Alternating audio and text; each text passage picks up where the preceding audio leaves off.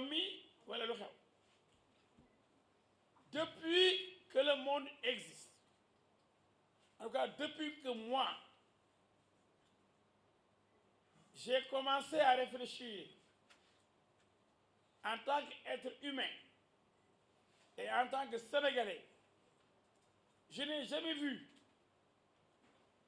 une décision de justice prononcée par la presse. Je n'ai jamais vu aussi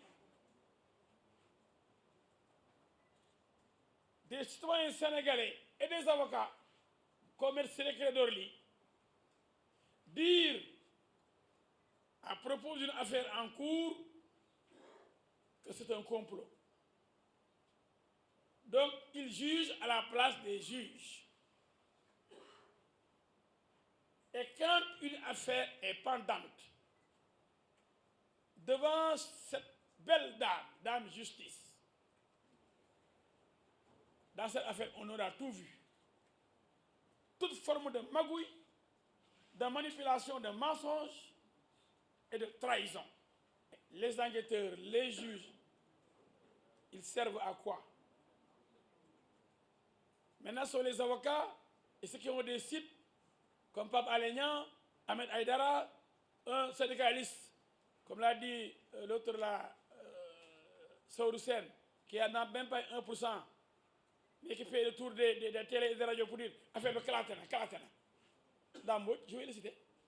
Ce sont des mercenaires qui ont été utilisés pour faire le tour des télé et des radios pour dire payez Bangini. On a dit que il n'y a rien. À la place des juges, ils ont jugé. C'est grave.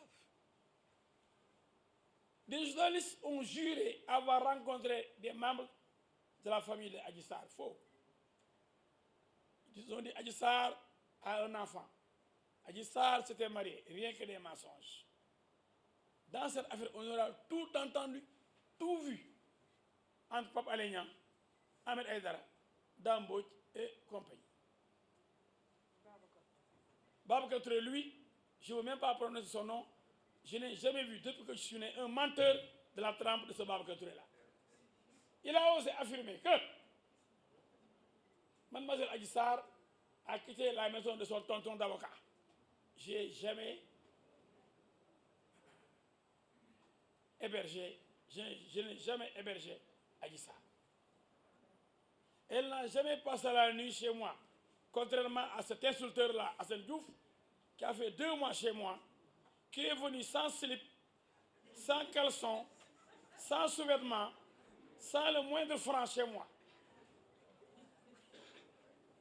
Et qui est allé à Walfadjri pour m'insulter et brandir des habits qui ont eu 3 ans depuis qu'on l'a fait venir au Sénégal. Ce sont ces habits-là qu'il portait.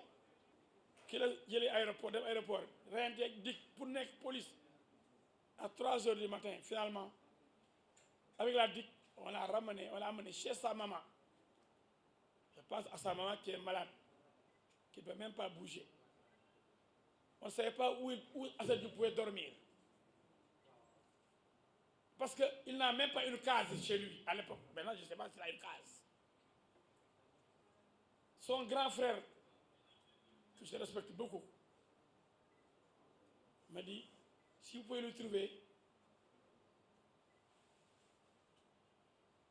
quelque part où dormir, jusqu'à demain, on verra. J'ai dit d'accord. Parce qu'il était en danger. Je l'ai amené chez moi. J'ai fait descendre mon enfant, mon fils, qui habitait le 2e étage. Lui seul était au 2e étage, en train de fumer le chanvre indien tous les jours. Un vrai drogué. C'était insulteur public. C'est pourquoi je lui en veux pas. C'est un fou. Parce que c'est la drogue qui l'a rendu fou. Donc je n'ai pas répondu à un fou qui a, pendant plus de 2 mois, dormi chez moi, mangé chez moi, et qui m'a dit le jour de son arrivée, de me dire de me lever 200 000. Je lui remets 200 000, les âmes, je suis sérieux.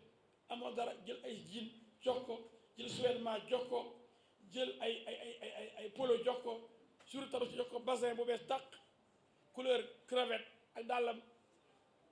Et le marabout Assane Diouf de Touba, l'ex-époux de Ndeye Fatou Ndiaye de Walf, est venu chez moi. Azal m'a dit le prendre.